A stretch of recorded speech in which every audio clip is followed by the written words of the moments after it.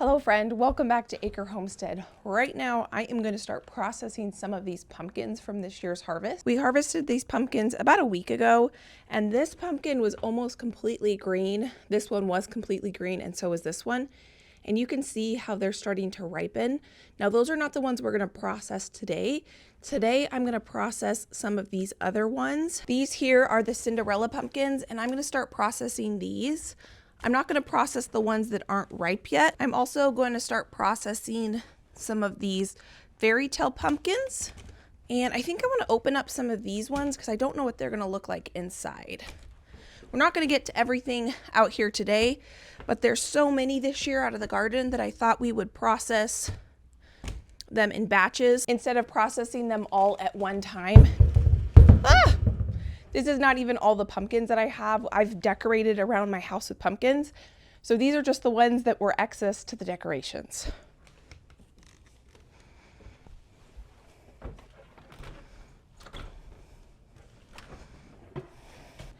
One area I have not yet decorated with a pumpkin yet is in my kitchen. I did this last year. I had a couple of pumpkins sitting up here and I really enjoyed it.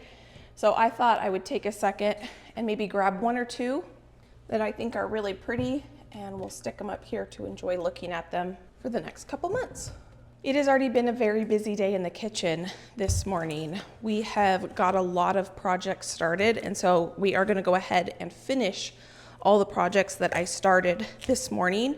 So I'm going to start opening these up. Let me see what this one looks like on the inside and see if it's, oh, see, I'm glad I'm opening this one because this one I wasn't so sure.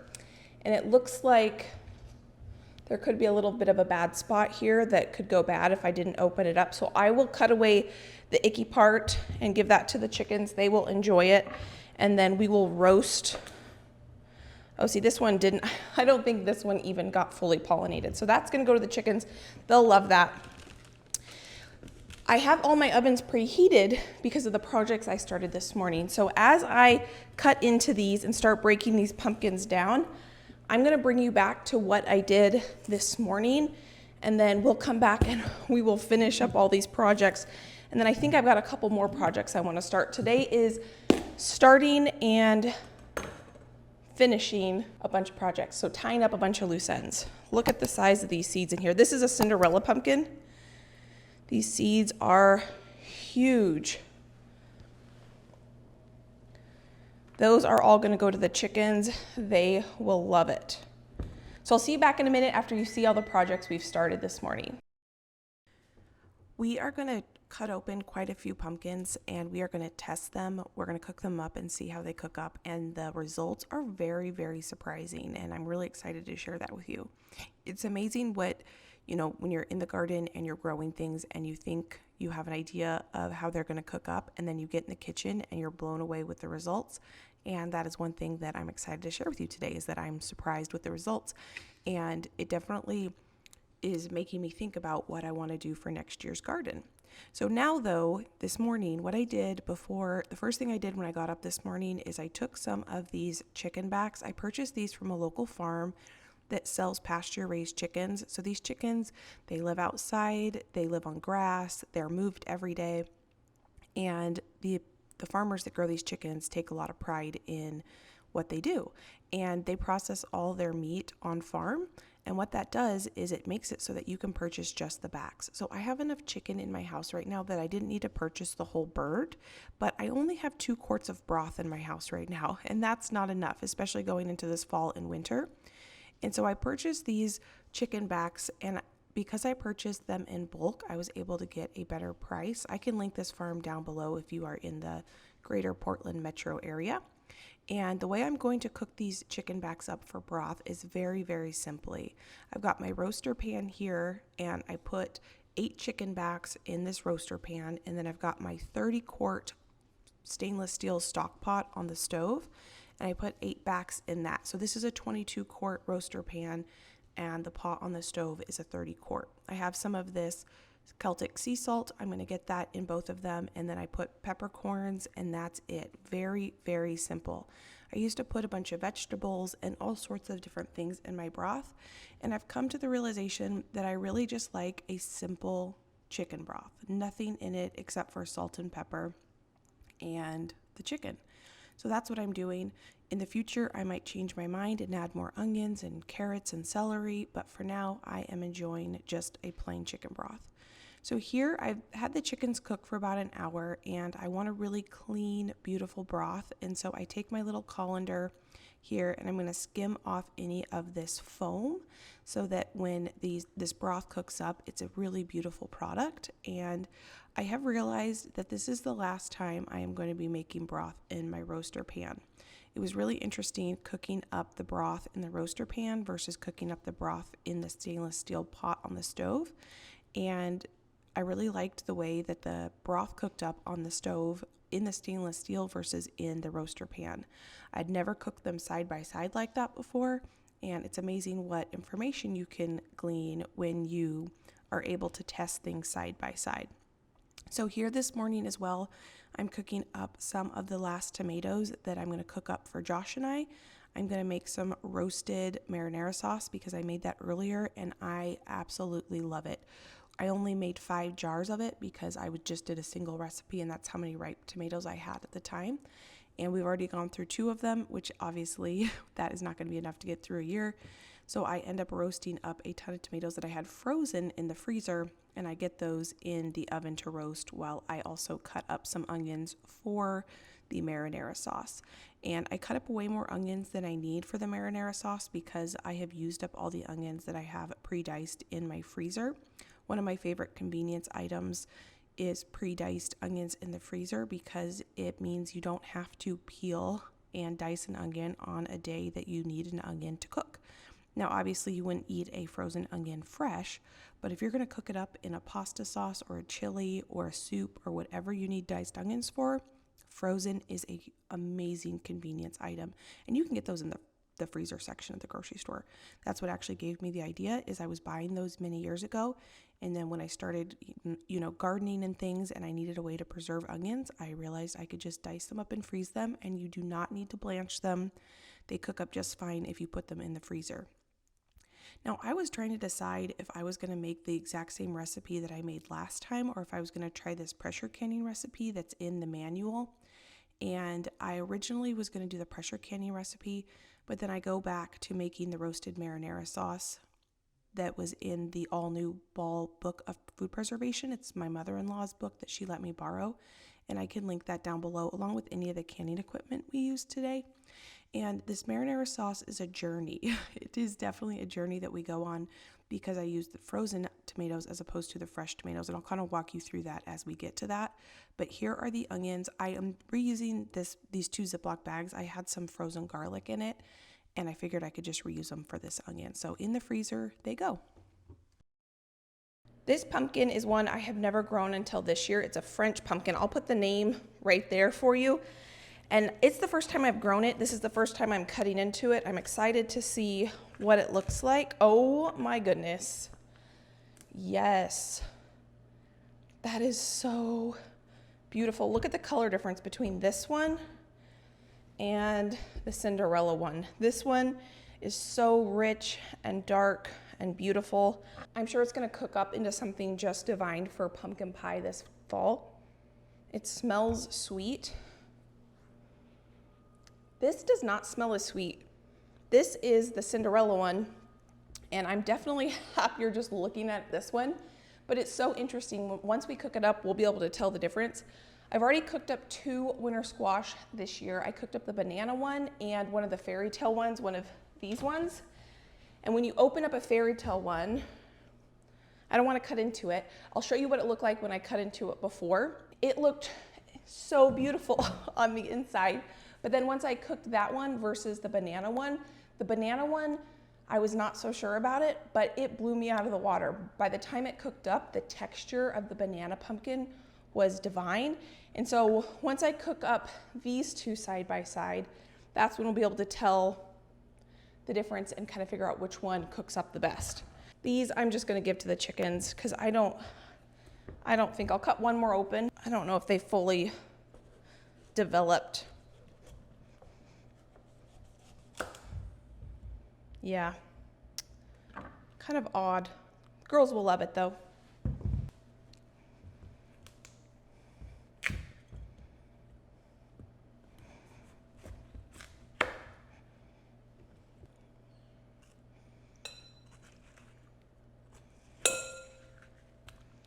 I'm gonna scoop out all the seeds.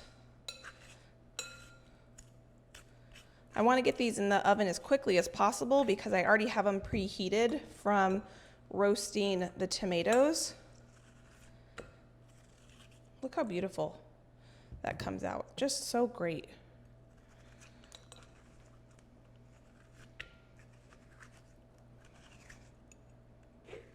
This color is almost green on the inside. I'm wondering if it didn't fully ripen because it's only orange on this very outer rim. Because in the past when I've grown Cinderella pumpkins, they've gotten to be very orange on the inside. They're usually a bit watery, but they're not usually green like this. Let's cut into the other Cinderella pumpkin and see what that looks like, and see if that's just what that pumpkin looks like or if all the Cinderella pumpkins look like that this year.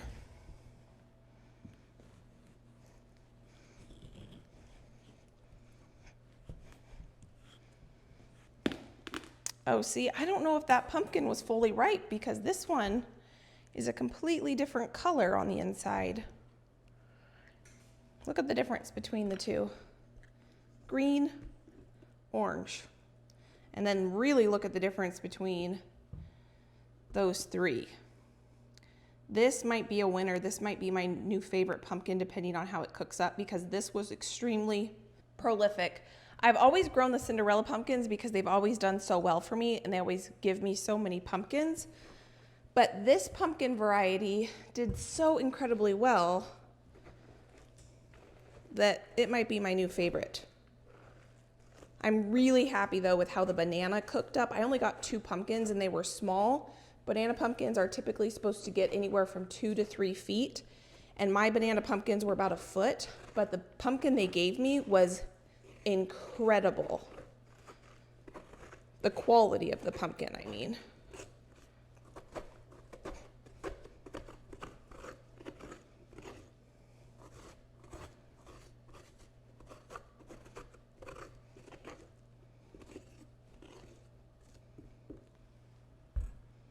Now the reason I'm not going to save these pumpkin seeds is there's something that Josh and I don't really enjoy eating, and I don't want to save pumpkin seeds to plant because pumpkins cross-pollinate really easy and it's going to be very difficult or to know if what I plant is going to be true to type.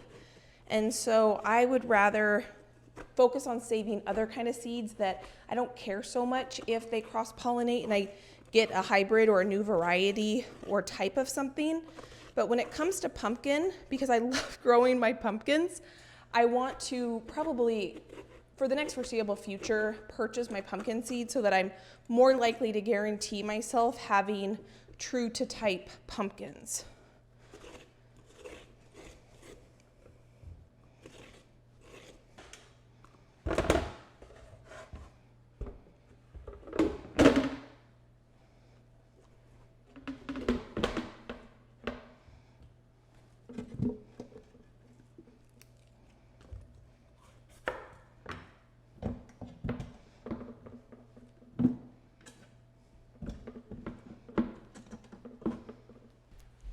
I can fit these 2 pumpkins really easily. One of my Cinderella pumpkins, the one that's ripe, and my French pumpkin on here.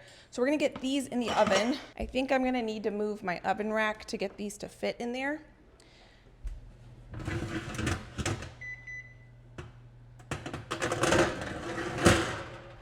I'm gonna give my chickens the green pumpkins and that Cinderella pumpkin that's not ripe. I am very certain that that poor Cinderella pumpkin isn't ripe, so it's just going to be a good extra bonus for the chickens. I'm not going to cut into this one. I'm going to save this one for later, for when I don't have as much goodies for the girls, and maybe in a month or 2 I'll pop that open for them when not as much stuff is coming out of the garden for them, and then they can enjoy that.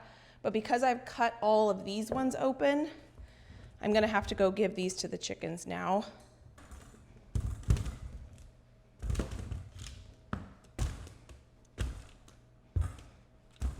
Now that we have the pumpkins in the oven, I want to put my focus on some of these tomatoes that I started roasting earlier today.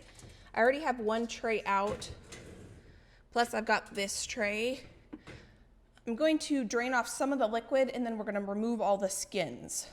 So many of you had recommended that I freeze dry my tomato skins to turn into tomato paste. I've never tried that before. I have dehydrated, I don't think I've ever dehydrated skins of tomatoes before. Enough of you told me that I should do it, so we're gonna give it a try this time. I didn't roast these tomatoes quite as long as I did the other set when I did this before, because I knew I wanted to try this, and if I had roasted them to that consistency, they would have been blackened and no good for this. So I should have a pretty decent consistency of these skins. These have been out of the oven for a little bit now, so they're pretty easy. They're totally cool to remove the skins. Now, because these were frozen, it's gonna be a little bit harder to remove the seeds. So I'm still trying to figure out how exactly I'm gonna do that. The original recipe states to slice your tomatoes in half, remove the seeds, put them cut side down on the roaster pan, and roast them in the oven until blackened. Remove them from the oven, take the skins off, and then you can turn them into your sauce. Well, because my tomatoes were frozen, I couldn't remove the seeds, and so this becomes a bit of a problem and a struggle on how I am going to get these seeds removed for my tomato sauce. I want the best quality product on my pantry shelf so that I'm so excited to eat it. It was a lot of work growing these tomatoes, and I want to make sure that we enjoy the final product. And so you're going to see what journey we go on. If I make this recipe and when I make this recipe again, I will only ever make it with fresh tomatoes, or I will run it through the food mill right now, like right at this step. Instead of removing the skins like this, I'll just run it through a food mill. I got all my skins off my tomatoes, so now I'm left with my skins on my freeze dryer tray.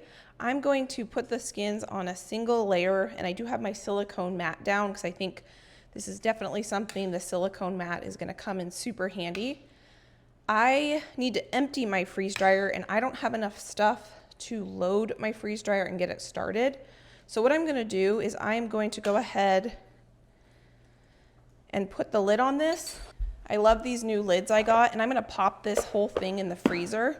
And then once I have 5 trays, then I will run my freeze dryer. Let me get out of the freeze dryer what is in there right now. Here are 2 trays of herbs. I've got a couple more trays out there. I want to bring you out there because I wanted to mention that when we were out here the other day and we put in the new insert for the freeze dryer, I put the insert in upside down. I really appreciate everyone who messaged me and let me know that the rubber, there's a rubber coating that's orange, needs to go down. So when I had put this in, I had rotated it upside down. It worked just fine. I didn't even realize until I got the messages. So thank you for letting me know I needed to rotate my freeze dryer insert. So what I had in the freeze dryer were 3 trays of apples. These are sliced apples from the orchard. I've been able to run the freeze dryer almost constantly with apples. And then I also emptied my dehydrator. I made some homemade hot sauce, some sriracha, and this is the pulp. All it has in it is basically garlic, salt, and peppers, and I thought that this would make a really good seasoning. And then the other 2 things, I was able to get another big harvest of parsley out of the garden and a huge harvest of cilantro. So I am so impressed with how my cilantro has done this year. Before I put that freeze-dried stuff away, I want to get the marinara sauce finished up. So I'm gonna put some garlic in with my caramelized onions. They are beautiful. I'm just looking up the recipe here. I decided to go back with the recipe from the all-new book instead of the pressure can recipe just because it was so delicious and we loved it. So I've got my onions in here that we caramelized, garlic, and then I just added 1 cup of red wine. I'm gonna let this reduce until there's almost no wine left in the pot. And while that's reducing, I can continue to package up, or start packaging up, I should say, my herbs.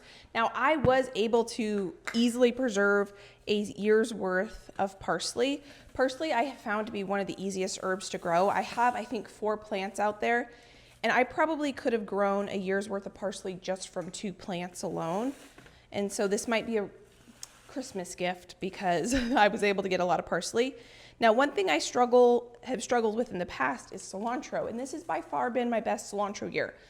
From my garden alone, I have been able to get 2 quarts full of cilantro, and that's way more. I've never been able to preserve cilantro before in the past, so I'm super happy with that.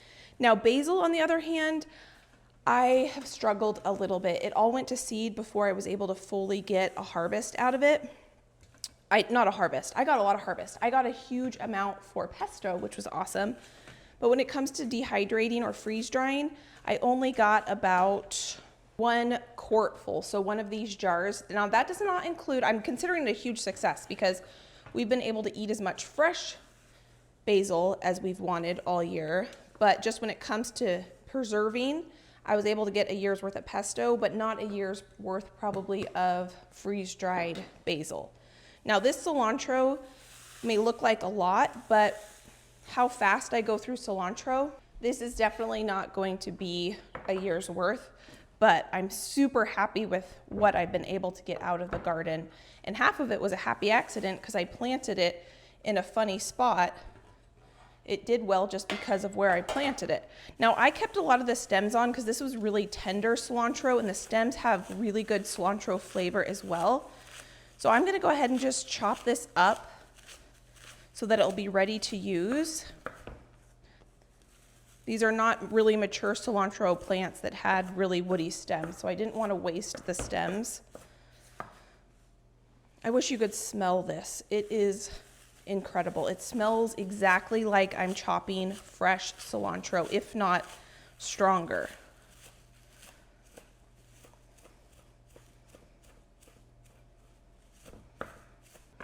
I kind of kept the stems in this jar, so I'm gonna actually empty that out. I like the idea of chopping it. This is the first time I've done that. And I'm gonna go ahead and chop this and then put it back in there. If you are interested in freeze drying, I can link my freeze dryer down below, and you can learn more down in the link below. My next big goal is to learn to freeze dry meals. So if you have any suggestions, I'm all ears.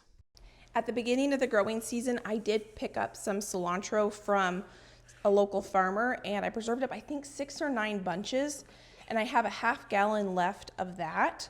But like I said, cilantro is one of my #1 staples. It's one of the most affordable fresh herbs you can buy in the store, and so I love cooking with it. But the freeze-dried tastes just as good as fresh, and it's just convenient because cilantro does go bad on you quickly. So when you pick it up from the store, if you don't want it to go bad, you have to make sure that you use it. So just the convenience of having it freeze-dried is really, really awesome. I love it. If you only have a small space, the biggest bang for your buck is gonna be fresh herbs. If you can grow yourself fresh herbs, even if you can only enjoy them for the growing season, you're gonna get so much bang for your buck because it is pretty pricey to purchase things like rosemary and fresh sage and fresh chives at the store. But those herbs are relatively easy to grow, chives especially. Chives, and those are like in my area, I think, to buy it in the winter fresh, it's like $2.99 for this little tiny container. Perfect. So this is all the fresh basil that I have freeze-dried. And we're gonna go through quite a bit of it today. I take that back. I've got some fresh here. I mean, it doesn't look the greatest, but it hasn't gone to seed yet, so we can harvest it. Let's see if we have any in the garden too. While I'm right here, I want to show you this pot. This is all self-seeded from the seeds that I had started back in spring, and my nasturtiums went to seed in the green stalk, and then I replanted them here along with some new cosmos, and they've taken off. And then these 2 pots, oh, this is new. It's rained for the last week. It's sunny right now for the first time in over a week. This morning it was torrential downpour, and I think we're in now a sunny area, or a sunny thing of weather for the next couple days, because my goal is to get back out in the garden and do a bunch of harvesting and kind of putting a bunch of garden beds to bed. But what was I saying? Oh, those fig plants. I thought those had died. I didn't water them all summer. They were in pots around my rhubarb plants. I honestly forgot about them because the rhubarb got so big. Then I found them about 2 weeks ago. They looked dead, but with the week of rain we got, they are thriving. Okay, I gotta find basil. I used to have one over here, but I think it's done for the year. I know I've got some over here. These tomato plants, I want to rip them all out this week. Look at that. It's not the prettiest looking basil plant, but quite a bit of it is still usable. So I'm going to get what we need for the marinara sauce off this plant. I'll go through when we get inside and pick through the nicest leaves. And then, look. Actually, this plant looks really good too. I could probably throw some of these in the freeze dryer. I think I'm just going to harvest most of it. This is what most of my basil plant looks like. It's gone to seed, and so it's bitter, so it's not something you'd want to eat right now. My other plan for the week is to harvest these 2 beds completely. They are the onions and carrot bed, along with this section right here. My parents are coming over, and we're going to harvest the onions and carrots. The carrots have done so well this year. I also need to grab all the peppers. There's quite a lot of peppers out here that need to be harvested. So beautiful. All right, get back inside and get back to work. I even made Salisbury steak in the crock pot for dinner tonight because it was torrential downpour, gloomy and dark all morning. I thought that would be cozy, and now it feels like grilling weather. Let's get back to the marinara sauce. It looks like our onions and red wine are ready for the next step. This is what our red wine onion garlic mixture looks like. I'm gonna bring over our tomatoes and I'm gonna get this into this pot. Turn this back on. I had turned it off just so that it wouldn't burn. I don't know if I'm gonna be able to get everything to fit in this one pot, but this pot has the broth in it. So you can see how much liquid is on this tray. I'm gonna use this spider to pick up the tomato pulp, and hopefully that will leave quite a bit of the seeds behind. I did try to pick through by hand and take as many of the seeds out when I was picking the skins off, but I wasn't that great at it. I'm gonna try to leave as many of the seeds, and if I missed any skin, I'm gonna pull that off too. And then I'll run this liquid through a sieve.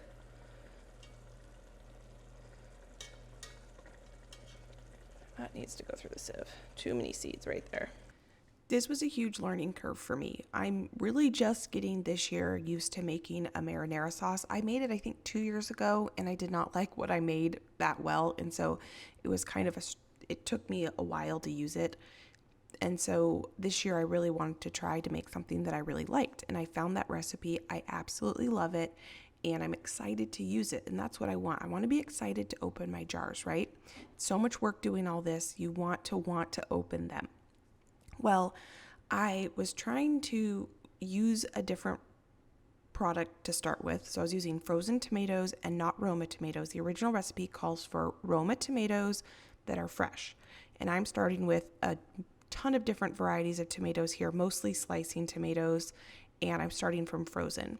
So I was trying to figure out how to be efficient and remove the skins and the seeds, but also have a yummy product. Well, I already put half of this pot with tomatoes with the seeds in it, and then I realized there's a lot of seeds. I don't want the seeds in my final tomato product. I'm not going to enjoy eating it as much. So then I pull this sieve out and I think, I'll be able to, use my wooden spoon and my sieve and run the seeds through it. Well, I just created a ton more work for myself. So if I'm going to make this recipe, and when I make this recipe again, if I use frozen tomatoes, this is what I'm going to do. I will roast the tomatoes in the oven until they're roasty toasty, golden brown. And then I will take those tomatoes and run those tomatoes through the food mill, remove the skins and the seeds, and I will cook my onions separately on the stove. Because you're going to see I go through all this work. I try to remove as many skins and seeds with the sieve. I didn't show a lot of it, but it was a lot of work. I probably spent 45 minutes, way too much time on this, trying to avoid pulling my food mill out because I've already wasted time removing the skins by hand. And I was like, I just don't want to get the food mill out because I didn't then need to waste the time removing the skins, but I do get the skins to freeze dry to make powder. So it all works out in the end. And the biggest thing is that it was a learning curve of realizing how to make a really, really yummy marinara sauce for the future that's going to be a lot less work. But I had to go through this whole process in order to get to that point. So I do here end up removing some of the sauce because I'm going to take my immersion blender and I'm going to blend up the rest of what is in here. And I think, oh, I can just blend up the rest of the seeds that I didn't get through with the sieve. I'll blend up the onions and it'll be just fine. But you'll see that it's not fine in the end. And we end up correcting it. We end up making a really delicious, delicious sauce. But it was a little bit of a journey to get to that point. I still need to season this with salt and pepper. So we're gonna get some salt in there, pepper, and lemon juice.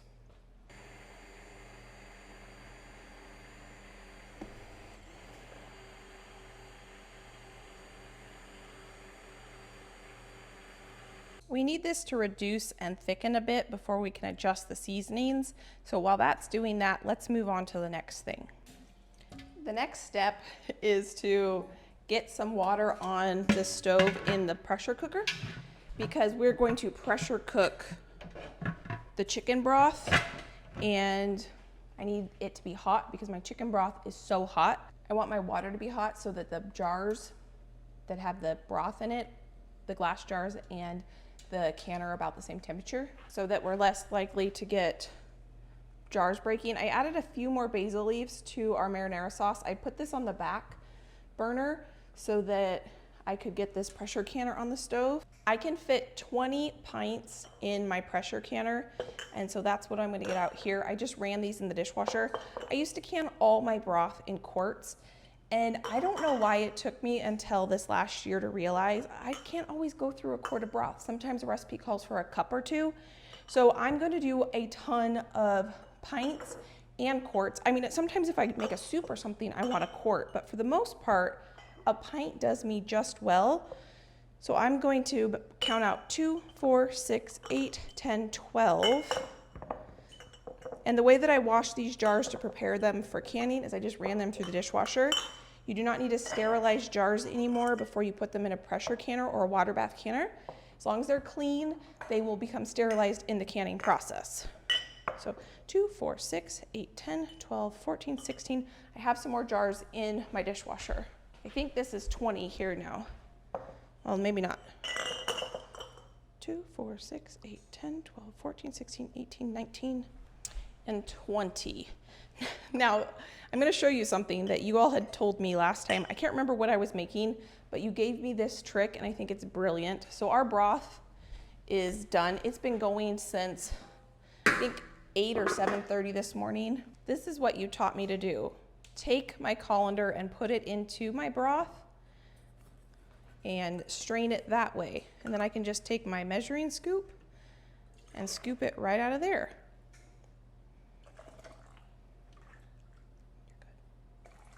Perfect. I can smell that our pumpkin is probably done, so I'm going to open up the oven and take a look. Oh yeah, it's done. I can feel when I push on these pumpkins, see, it's completely cooked. So I'm going to get these out of the oven.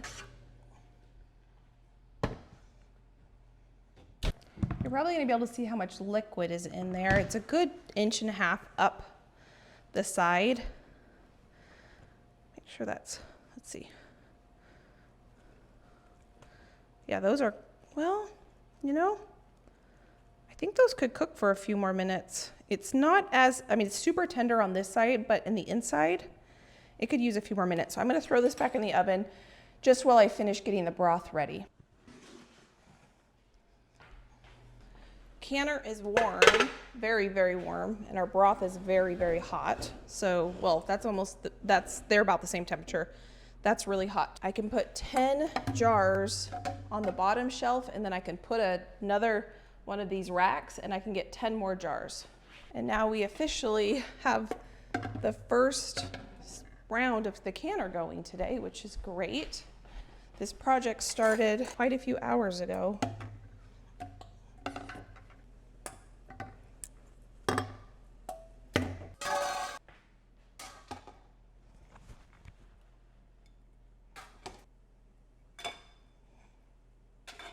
I guess I didn't put 10 on the bottom. I didn't count. I should have got 2 more on the bottom, but oh well. We're gonna get the lid on. first round of the pressure canner going. I'm gonna get my second pressure canner, my stovetop one, going next. But I've got some salt here, and I'm gonna go ahead and just salt this whole pot instead of salting individual jars, because I think that'll just be easier. And this pot is done too. I did give this pot a taste test and it tastes wonderful. I'm getting my digital canner set up. I have the water in here, and then I was just looking at the manual.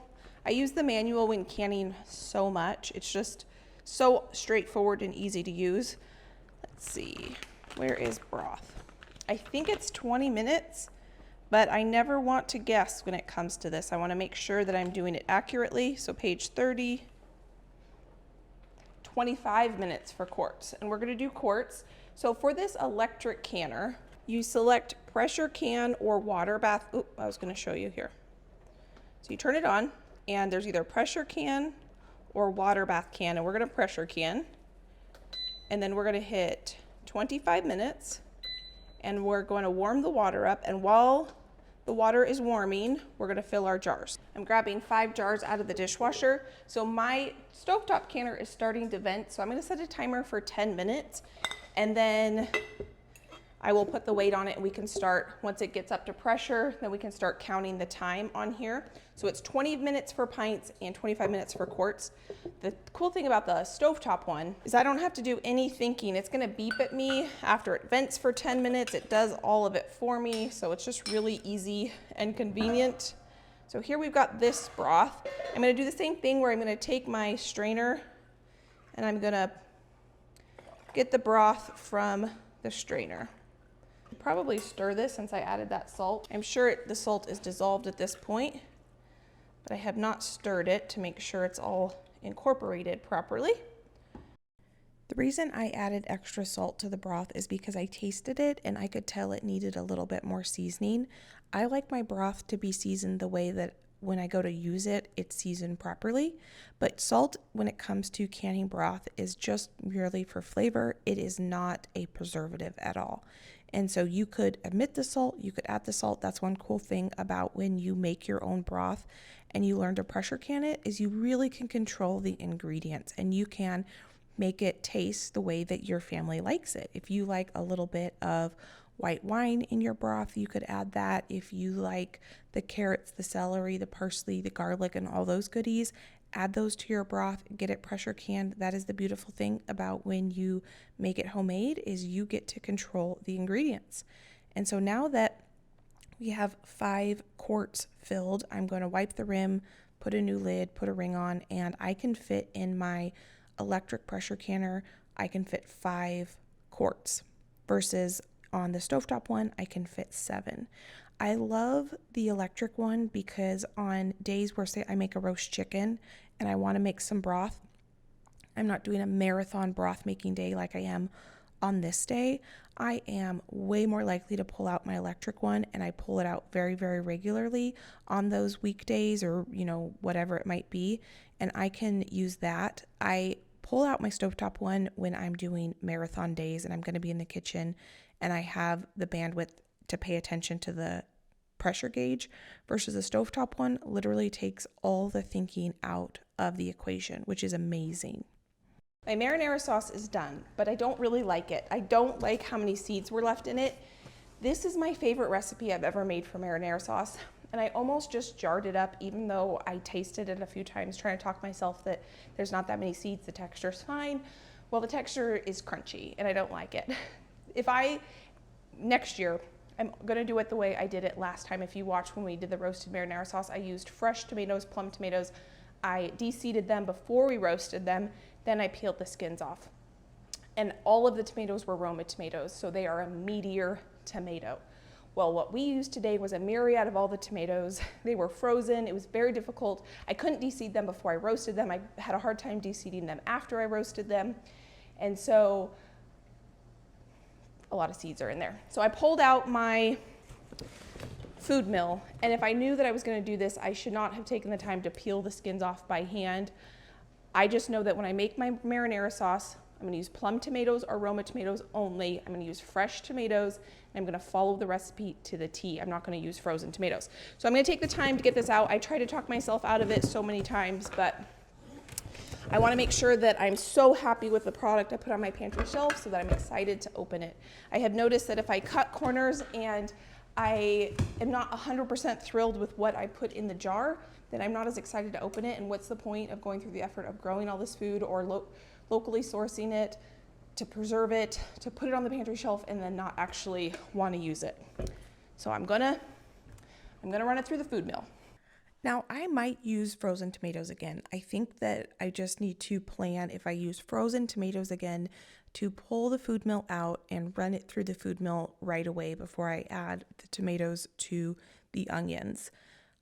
I am so glad I took the effort to pull this together. It doesn't take long to put together. It's really easy to use. It's just the cleanup sometimes is not my favorite. And thank you all for giving me the suggestion of taping a Ziploc bag to the inside of the box for the little nuts and bolts that I need for this, because I think that's a brilliant idea as a way to keep everything together. So here my electric pressure canner is ready. It beeped at me, so I put the weighted gauge on it, and it's ready to go. So here we're running it through. See, the thing is, now I'm running through the basil and the onion, and I would like to keep that in my sauce for next year. The flavor tastes really great. I'm glad I did this because the texture is perfect, but I think that one of the reasons I didn't want to do this is I wanted to keep the basil and the onion in the sauce, but it was worth getting those tomato seeds out for kind of straining out some of the basil and the onions. And this turns out so delicious. I'm also next year not going to probably plant so many different varieties of tomatoes. I think I'm going to focus on Roma tomatoes for sauce and try to just focus on growing our paste style tomato. Here are all the seeds. Like, look at all those seeds that would have ended up in our jars. And I think we only get 5 jars out of this. And so that's a lot of seeds for 5 jars. So it was worth it. But I think I want to focus on Roma tomatoes for sauce making, and just focus on Roma tomatoes for sauce making, and then grow quite a few slicing tomatoes for fresh eating, and trying to be more focused on the varieties I plant for next year. I just gave this a taste test and I adjusted the seasonings, and it is so delicious. Texture is perfect. It was really worth that effort, as much as I really did not want to do it. I'm going to be much more excited to open one of these jars. So now we can get them jarred up and in the water bath canner. I think part of it too is knowing that I like this recipe and doing a bigger batch at a time. So when I did it the last time, I only followed one recipe's worth because I wasn't sure if I was going to like it, and I've never made a marinara sauce to jar up that I really like, and so I didn't want to make a whole ton of it last time. But now I know I like this recipe, and it's not as big of a deal to pull out all the equipment if I'm going to get 20 jars of something instead of just the 5 jars I got here. But now I know that I like this recipe, and this is going to be my go-to recipe from here on out. But I want to be more focused, going back on the varieties of tomatoes. I planted a ton of slicing tomatoes that the varieties were kind of watery and not that great even for fresh eating. And so I want to grow a bunch of Oxheart tomatoes next year. I want to grow Dr. Witchies, because those are so good and dense and slicing and beautiful and delicious. I've never grown Oxheart tomatoes before, but you all had recommended that they're a nice meaty slicing tomato, and so I want to grow those. I want to grow a lot of Roma tomatoes for sauce making and try to be more focused instead of growing all the varieties. I say that now, but I'm going to see a seed in a catalog and I'm going to want to grow it. So we'll see what we end up in the garden next year, but I need to get some more jars out.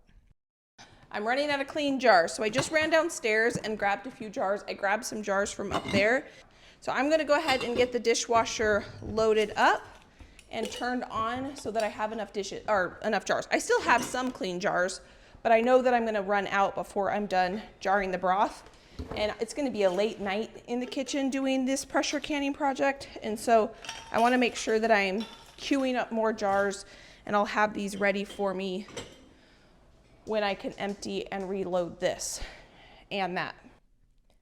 Now I'm going to get the dishwasher going so that if I need more jars, I'm going to have some clean jars, because this was a very, very late night because it's not just the time it has to pressure can, but the canner has to vent for 10 minutes and then it has to come up to pressure, which takes some time, and then it has to cool down completely before you can open the pressure canner. So it only pressure cans at the proper pounds of pressure for the 20 minutes.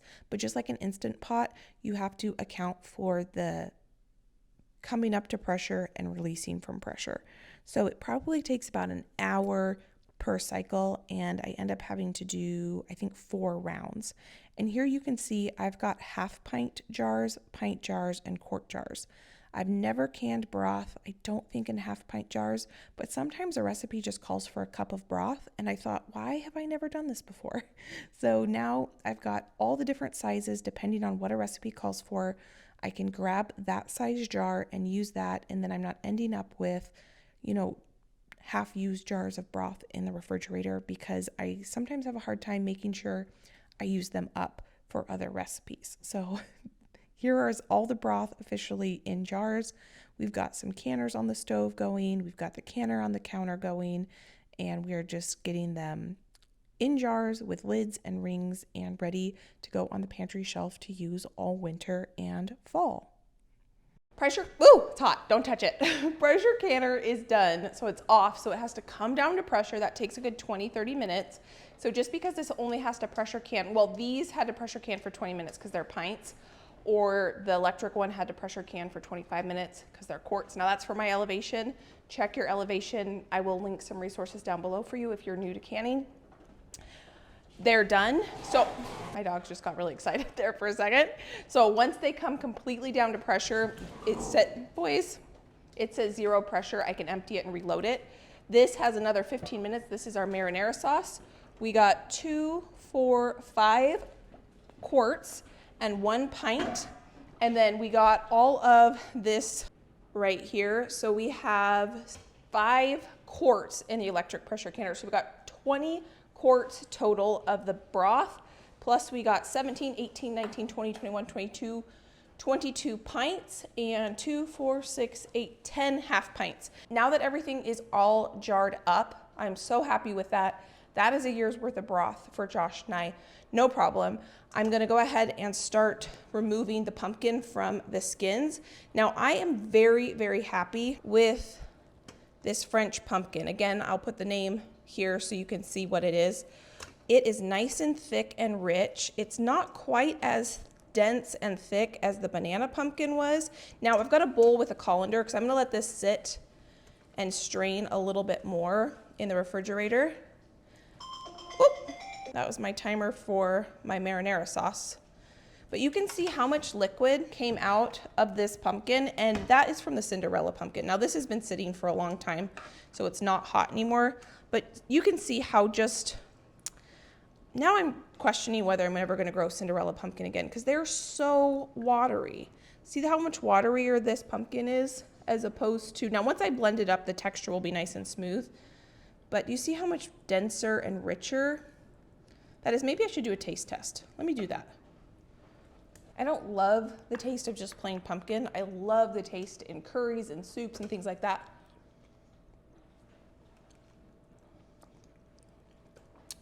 I just tried the French one, very mild. I'm gonna try the Cinderella one now.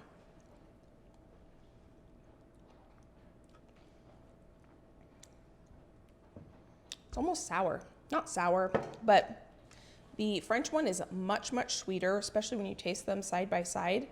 Now, if I grow Cinderella pumpkins, I've always grown them just because they grow so easily and it's always so fun, and they're probably better for decorating, and then I should not grow them as much to eat because they are so watery. Now that I've just tasted it by itself, that's the first time I've ever tasted it by itself. I don't know. If you stick around, you'll see what I end up growing next year. But I am for sure going to grow this French variety again because I am so happy with it. So I'm gonna go ahead and get all this pumpkin into this colander. I'm gonna let it sit overnight in the refrigerator in the colander so that even more moisture comes out of it. And then tomorrow I will run it through the blender so that's nice and smooth, so that if there is any of these stringy bits, that's not going to be in whatever we end up using it with. And then I will put it in 2-cup packages and it'll go in the freezer, because you can't can pureed pumpkin. It is not safe according to the guidelines of canning. Okay.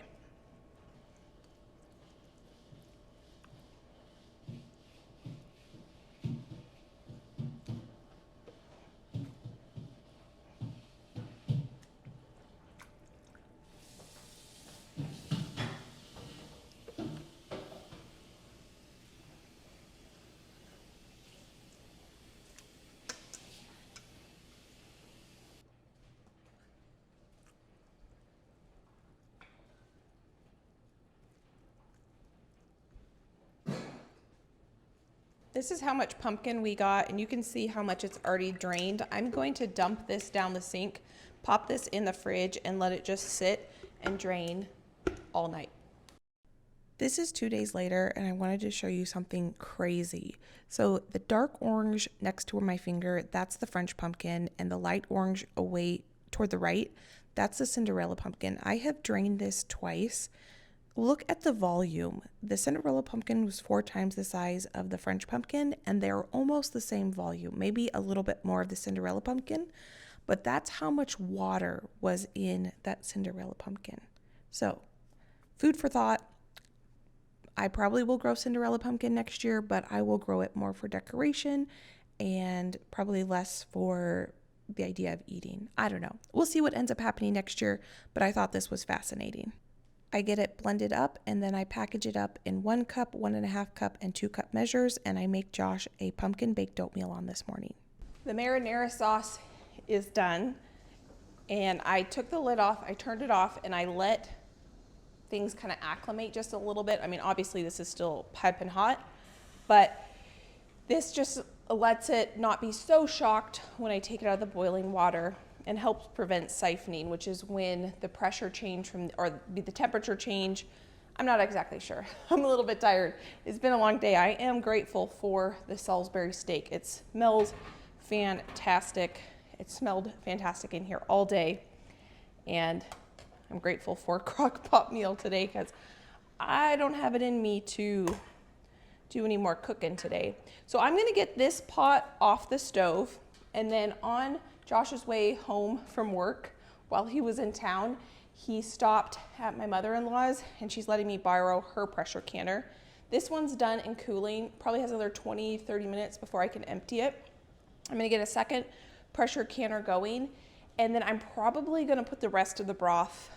I'll probably run this one more time. It's already 7 o'clock, so it's about 7:15. I'll probably run this one more time, and that'll put me going to bed probably around 11 or so. By the time it comes up to pressure, does its thing, comes down to pressure, and then I can empty it. So it's been a fantastic day in the kitchen. We got a year's worth of broth done. It feels really good. I can't believe I let it get down to so low. I thought I had just made a bunch of broth, but then I had canned chicken too, and so I used the broth for the chicken, and I only ended up with like 2 pints or 2 quarts, I don't remember, but not very much broth. And so it's been a fantastic day. We're starting to process the pumpkins, and we're getting down to the last bit of the tomatoes. Now there's still quite a few tomatoes on the vine. Once the weather gets nice, it turned out nice toward the end of the day. I think it's supposed to be nice for the rest of the week. I want to get out there, assess the situation, and see what we need to do with the tomatoes, but today was a good day. Today was a good day, productive day. We're starting to get things done. So thank you, friend, for being here.